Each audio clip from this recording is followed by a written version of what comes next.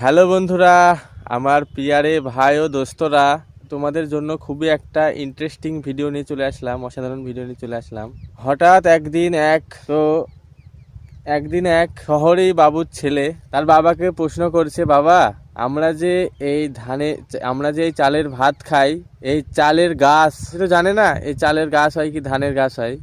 তার বাবাকে এমন করে বলছে যে, বাবা এই চালের গাছ আমি দেখবো যে এই চালটা কি, মানে চালের গাছ কেমন হয়। তো তার বাবা একটু জানে, তার বাবা তাকে বলছে, না বাবা এটা চাল না, এটা ধান থাকে তারপরে চাল হয়।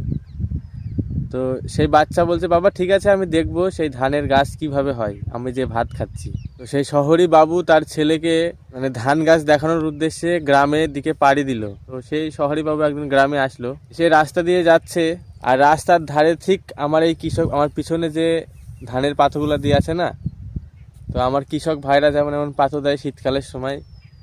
তো সেই ধানের গাছগুলা দেখে বলছে যে, বাবা এই ধানের পাতাগুলা দেখে বলছে, বাবা বাবা ওই দেখো কত সুন্দর সুন্দর দুবলো ঘাস আছে ওখানে।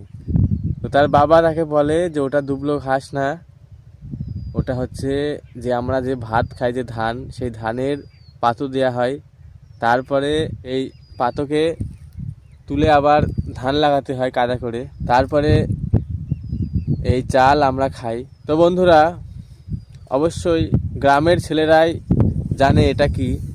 তো যদি কেউ কোনোদিন না দেখে থাকে, হঠাৎ করে একদিন কোনোদিন দেখে, কোনো শহরে বাবুই হোক আর কোনোদিন এসে হঠাৎ করে একদিন দেখে এগুলো কি, তো সে জানতেই পারবে না আমরা যে ভাত খাই, যে অন্ন খাই, সেটা হচ্ছে এই ধান থেকে, এই পাত্র থেকে তৈরি হয় ধান। তো অবশ্যই একটা কথা বলতে চাই বন্ধুরা, গ্রাম বাংলার মানুষের একটা কথা আছে যে, বাবার কালে দেখিনি চাষ, ধানকে বলে দুবলো ঘাস।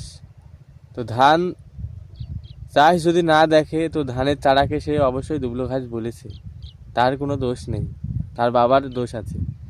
তো প্রত্যেক শহরে বাবুদের উদ্দেশ্যে বলতে চাই, তোমরা অবশ্যই তোমাদের সন্তানকে জানাবে যে আমরা এই যে ভাত খাই, রুটি খাই, এসব সবজি খাই, এইগুলা কৃষক ভাইরা চাষ করে প্রচুর মেহনত পরিশ্রম করে। তো আমার ভিডিওটা ভালো লাগলে অবশ্যই কৃষক বন্ধুদের জন্য একটা লাইক কমেন্ট শেয়ার করবে।